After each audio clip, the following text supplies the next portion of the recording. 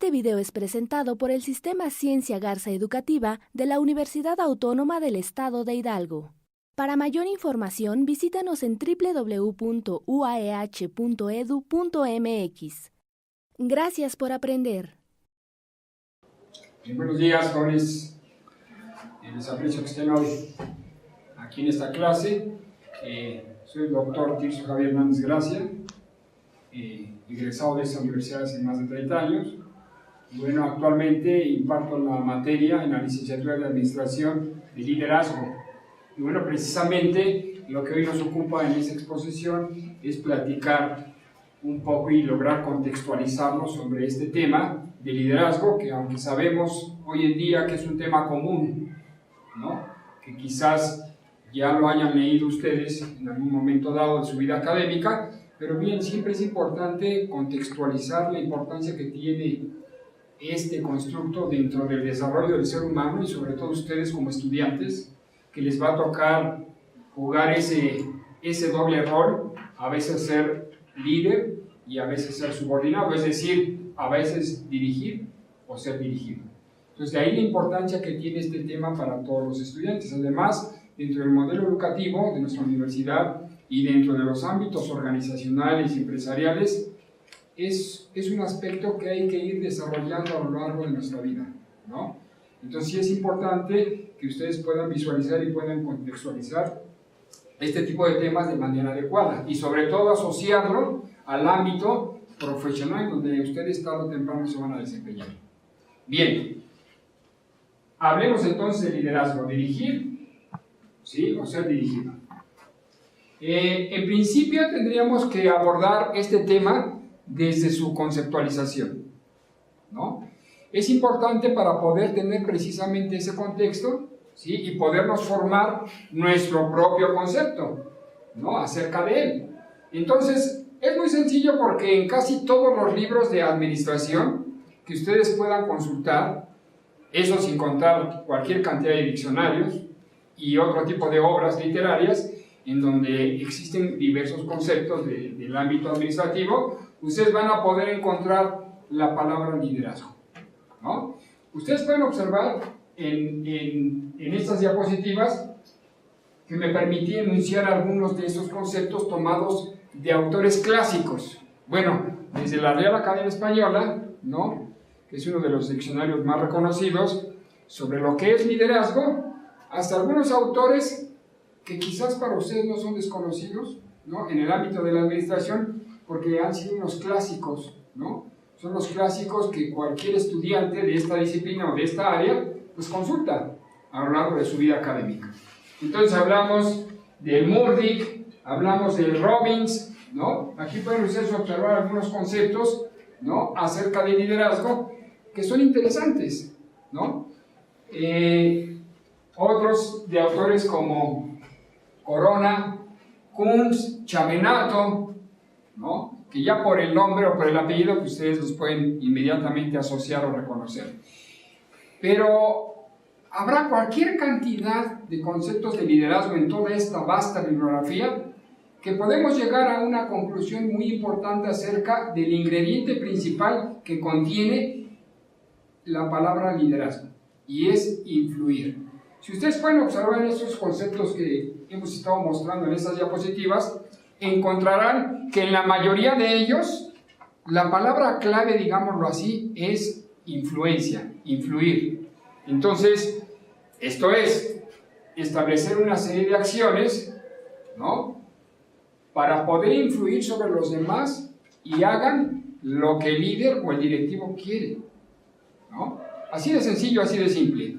Para mí, que soy un estudioso de liderazgo a lo largo de tantos años, ¿no?, me he dedicado a la investigación, precisamente he tenido la oportunidad de realizar una serie de investigaciones en relación con el liderazgo, les podría yo presentar un concepto que a mi juicio sería importante, ¿no? Para mí, el liderazgo es un privilegio porque tiene que ver con una responsabilidad de dirigir una serie de acciones, ¿no?, para lograr que los demás cumplan con un objetivo organizacional, ¿no? Pero fíjense bien, es una gran responsabilidad. Recuerden que nosotros somos portadores de una imagen objetivo hacia los demás. Y los demás nos pueden captar de manera positiva o negativa lo que nosotros queremos. ¿Sí? Sea bueno o sea malo. Y con eso se van a quedar. Y nos van a tratar de imitar. Van a tratar de ser como nosotros. Entonces es importante que entendamos, ¿no? Nosotros como líderes, que todos somos líderes de manera potencial como ustedes, y que bueno, pues alguna vez tienen que jugar ese doble rol, de dirigir y ser dirigidos. ¿Qué exige el nuevo liderazgo, jóvenes?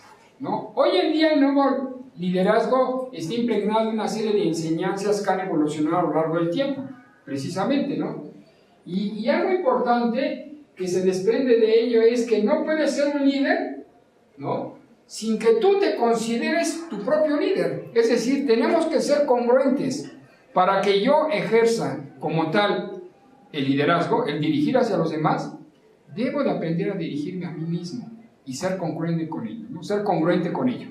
O sea, es decir, yo no puedo pedirle a los demás que hagan una serie de acciones, ¿no?, a favor de un objetivo, que trabajen en equipo, cuando yo no sé hacerlo, ¿no? Yo no puedo pedirles a los demás que sean disciplinados para que cumplan, ¿no?, con los objetivos que se les establezcan, con las actividades que se les encomienden, cuando yo soy irresponsable. Entonces, antes de aprender a dirigir, tengo que aprender a dirigirme a mí mismo, ¿no? Que eso es algo fundamental, porque tenemos que ser congruentes. Esa es la formación que, por supuesto, la universidad les va dando a lo largo de su carrera, ¿no? Que podamos alinear esos niveles de congruencias, que nos eduquemos en ese sentido para ser buenos seres humanos y poder ser excelentes profesionistas, ¿no?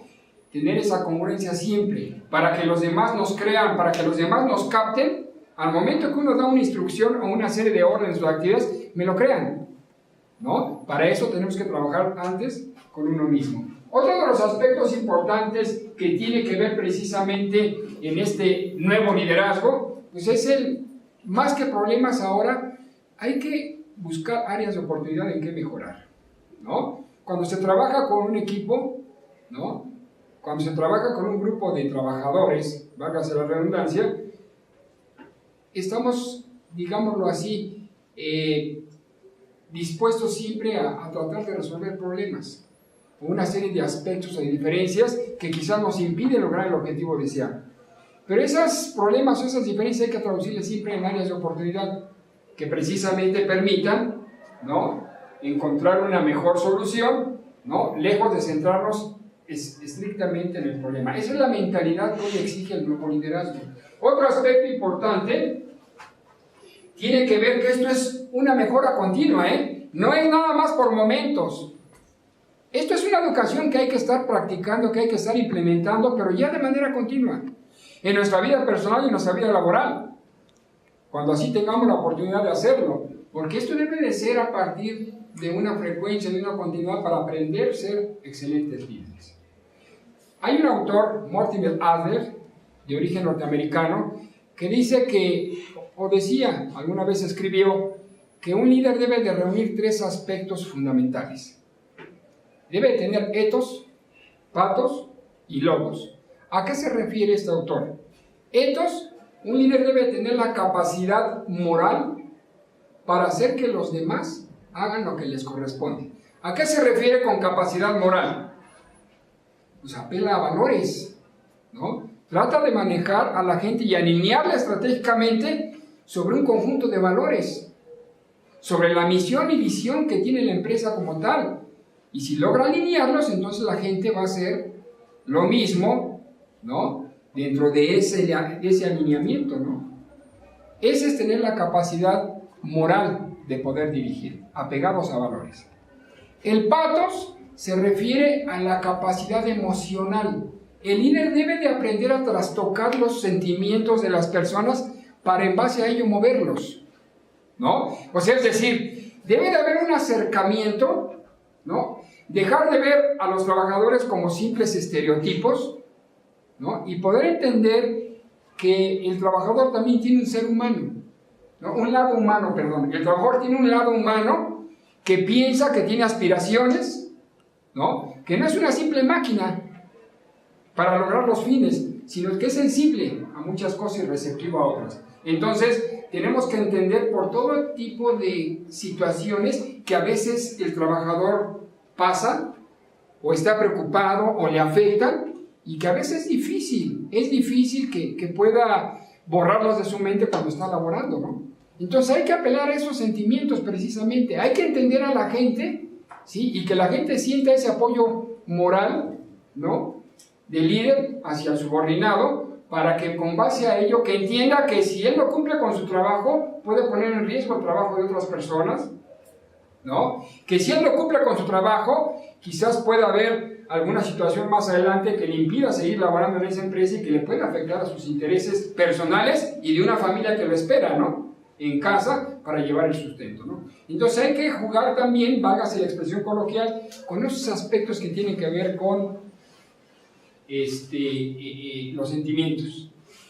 Y finalmente el autor decía del logos. El logos es la capacidad intelectual que debe de desarrollar un individuo a lo largo de su formación, ¿no?, a lo largo de su vida académica, pues, y por supuesto seguirse preparando en su ámbito profesional donde se desempeñe, porque si no crearía líderes vacíos.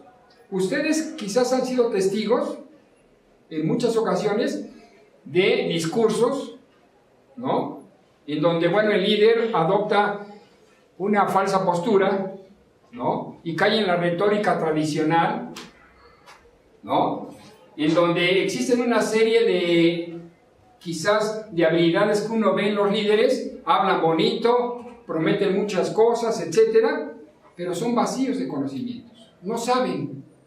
Entonces, se requiere que existan líderes con una capacidad intelectual importante, que sea congruente con el puesto que ostentan, que no sean líderes vacíos, ¿sí me explico? Para que el trabajador les crea, para que el trabajador los vea como un ejemplo, como una guía a seguir. Eso es lo importante. El ser humano a lo largo de la historia, jóvenes, de ahí la importancia que el liderazgo hay que abordarlo desde sus inicios. El liderazgo ha tenido toda una evolución histórica. Han surgido teorías a lo largo de décadas que han desarrollado diferentes investigadores en la necesidad de buscar cuál sería el conjunto de características, habilidades, ingredientes, escenarios ideales que garantizaran de una u otra forma que un líder, si lo sigue, va a ser un auténtico líder, un líder efectivo.